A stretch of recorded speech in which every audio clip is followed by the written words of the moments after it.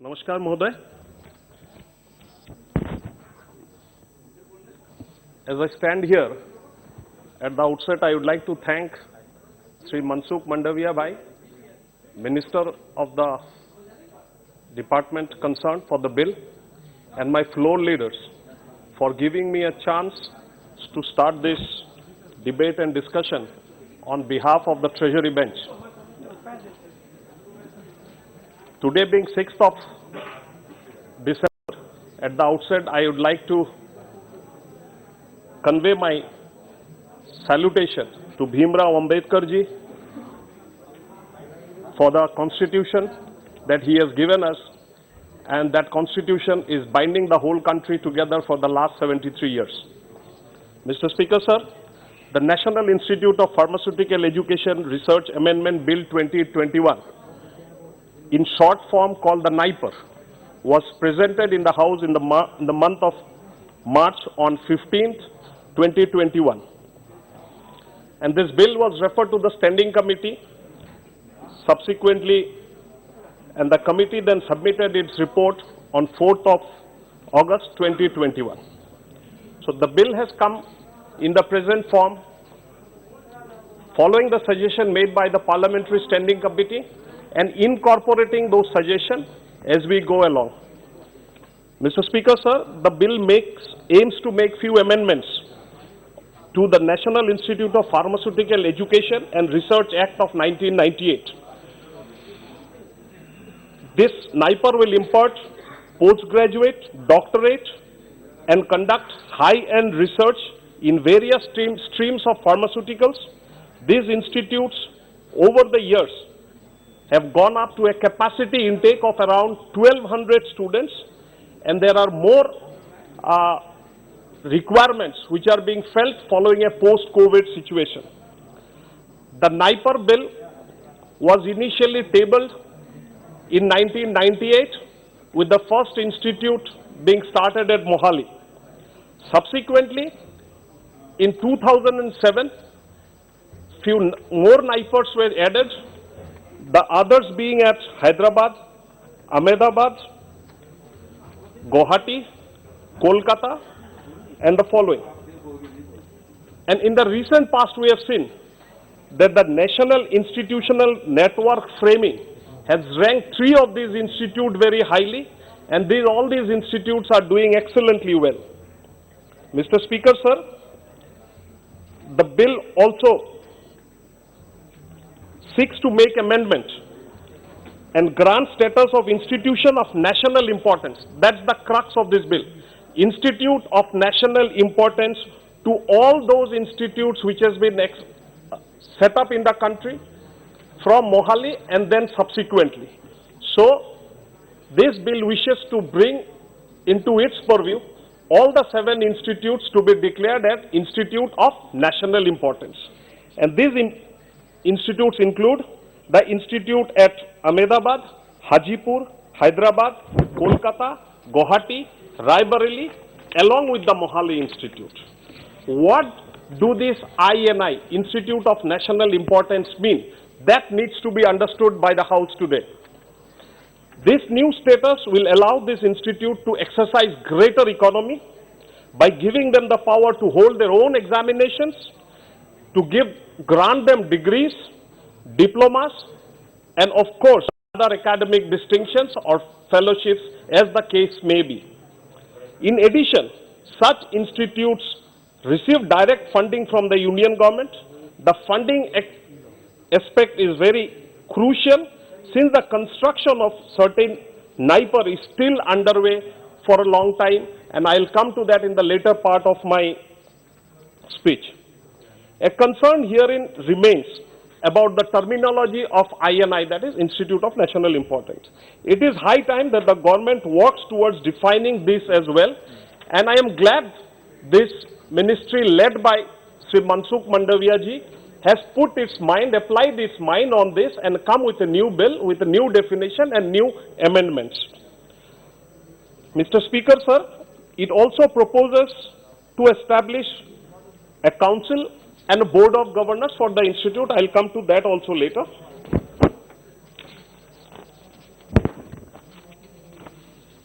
Before that, I would like to go to the evolution of this institute slightly, sir, on a historical basis. The act was passed in 1998, and this enabled the setup of Mohali Institute, and then it was declared as an institute of national importance. In 2007, the first amendment to the original bill of 1998 was passed, and it empowered the central government to develop 6 new institutes, as I said. Now government feels, in the view of the pandemic that has broken all across the globe, that we are more in need of manpower, we are more in need of technical person.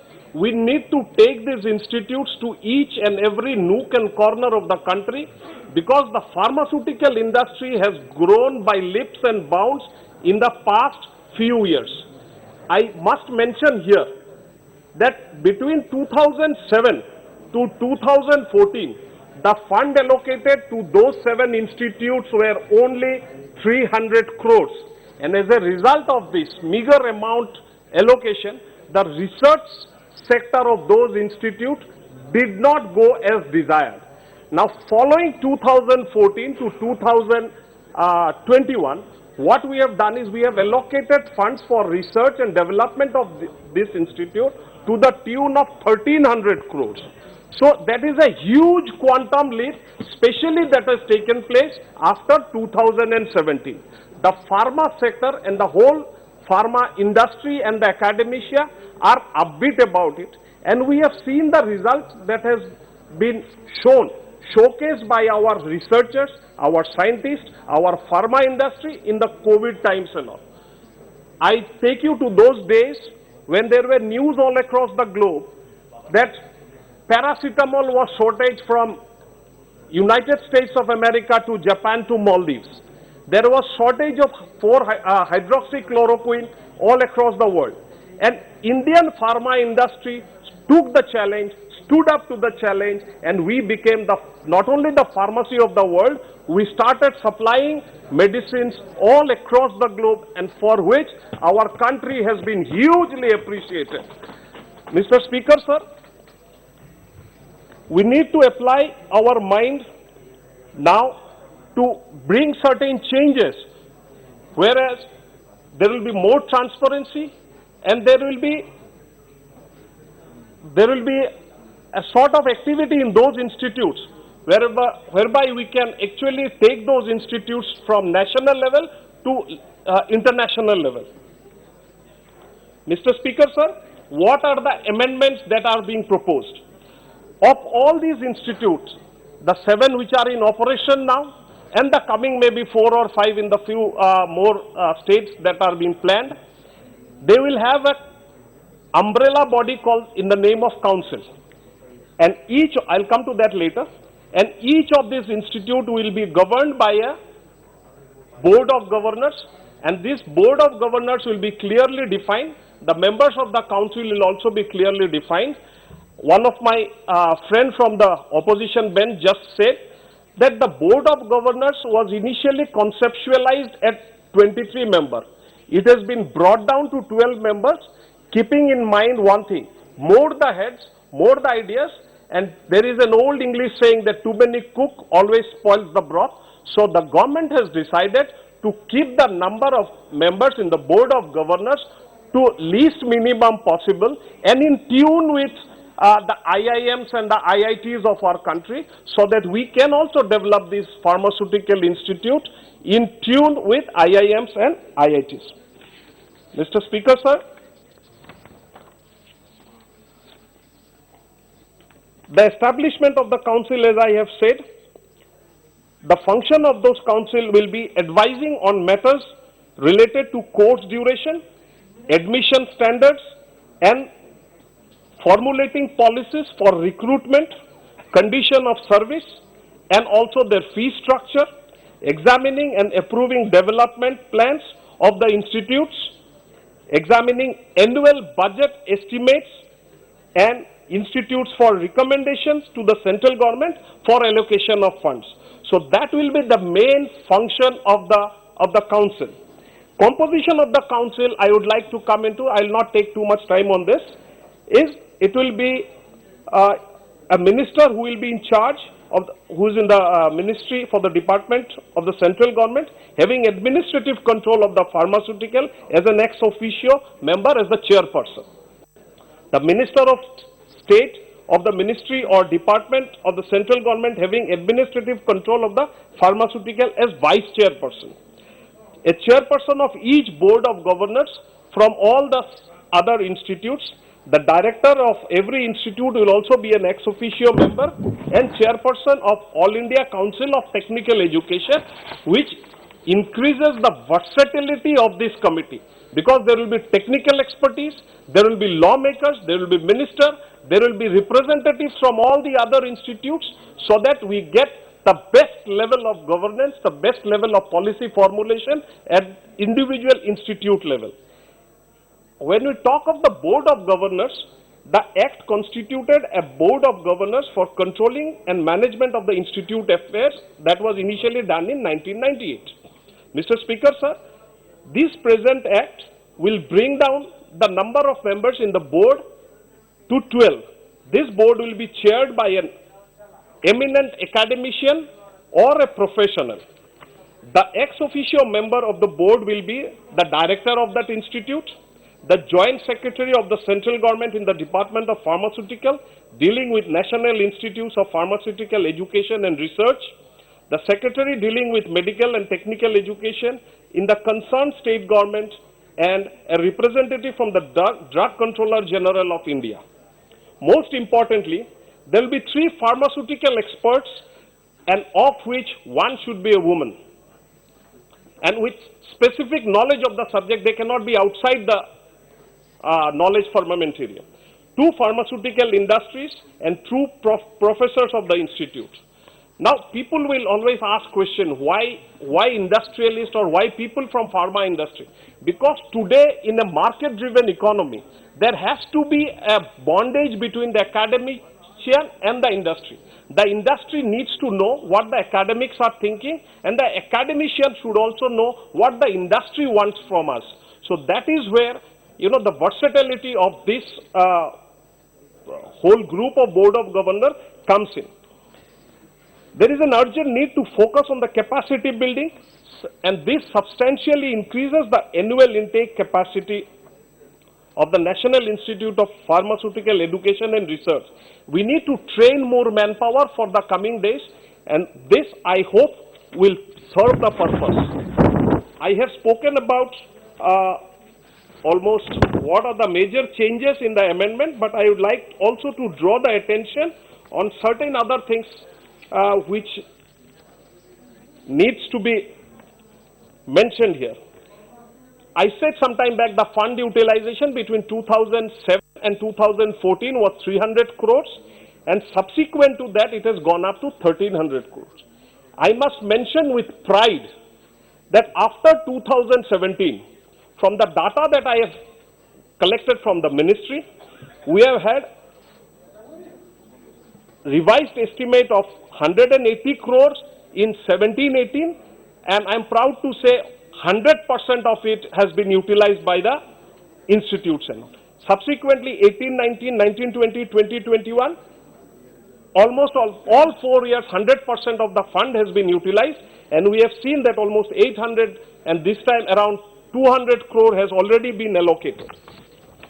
So we are seeing that very minimal or almost negligible wastage of national funds, national resources under the able guidance of our Prime Minister, Sri Narendra Modi ji. What NIPER next proposes to do is that it wants to associate for providing technical assistance, testing facility under the recently launched PLI and PARC scheme. We want to start MTech courses in all our 4 NIPERs. Medical testing device facilities being started in NIPERs. Detailed report prepared and accepted has already been done at the level of HMCF, and steps are initiated for obtaining NABL accreditation for the testing labs. We are also seeking to get an enhanced academia industry linkage, as I have said, and that is the reason why people from the industry has also been incorporated in the board of governors. We hope that this report on financial resilience prepared and accepted at the level of HMCF, and these steps are initiated, and government will take all possible care to see to it that all of these are accepted and implemented in the subsequent days. Mr. Speaker, sir,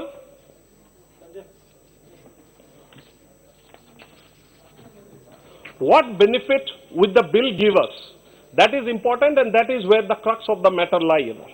The India-specific findings of the CPI annual report survey conducted amongst 350 executive forecasts that there is a sustained pharma industry growth in the country, which has been written almost for sure by all experts all across the world. So we are heading for a pharma boom, and it is time for us to take a decision appropriately measuring to what the changing world is thinking about India. We once missed the bus to China around 25 years back. This time we should not miss the bus as far as the pharmaceutical industry is concerned. And we are hopefully headed in the right direction. We need to pass certain laws, amend certain laws, so that we also come up with the changing world. Mr. Speaker, sir, as per the India ratings and research, the Indian pharmaceutical market has grown by almost 18% in the last financial year, which is phenomenal during the time of COVID, which nobody thought of. Can we imagine a Prime Minister of our country visiting the vaccine manufacturing center, talking to each and every worker there, learning of their difficulties, seeking to solve the problems they were having, energizing them, giving them the impetus to work under this corona pandemic situation, and this is the result that we have got. India is looking up. India's experience with the COVID pandemic has also highlighted its vaccine and medicine capabilities. We have not just been the vaccine powerhouse of the world today, we are proud to say that we have supplied all medicines, like as I have said, from remdesivir to hydroxychloroquine to paracetamol to the developed country like United States to even Maldives and all. There is a paper on the pharmacy profession of India which has been authored by all the experts. The inconsistency with respect to the implementation of education policies and opportunities were highlighted by the experts. And to mitigate this, to become a world-class leader in pharma sector, India needs to apply its mind, do the right trainings, focus on research and other facilities to form a required professional pool of experts and a skilled force. Mr. Speaker, sir, I would like to quote Amitabh Kant, CEO of Niti Aayog, who has said in this regard, to position Indian pharma on the top of the global landscape, it is crucial to move towards research, innovation, and emerging technologies. India cannot turn a blind eye to all this. Therefore, is the introduction of this act very, very logical. By granting Institute of National Importance status, this institution will gain administrative autonomy, they will gain functional autonomy, and enhance the efficiency, quality, and accountability. Mr. Speaker, sir, the industry's response to this bill has been very, very positive. I don't want to go into detail of what each of the directors of NIPER has said, but it is important to say that the mood of the directors and mood in all the academics at the NIPERs are very, very positive. This Make in India program is going to get a further boost, and development of state-of-the-art infrastructure required for pharmacy research and development is important. The wide range of courses, industry academia collaboration and skill development required for industry and other academic institute will also see a boom. Now please conclude. I'll just take one minute of your indulgence. I'm almost on finishing. The research and development output is anticipated to increase and promote sprouting of more innovations and startups. Mr. Speaker, sir, at this I would like to tell one little fact that India today is home to 12,000 pharmaceutical industries.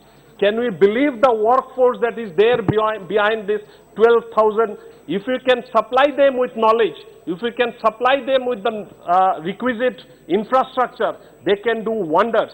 I would end my speech and urging everybody in this House to give their opinion in favor of the bill. Thank you, Mr. Speaker, sir.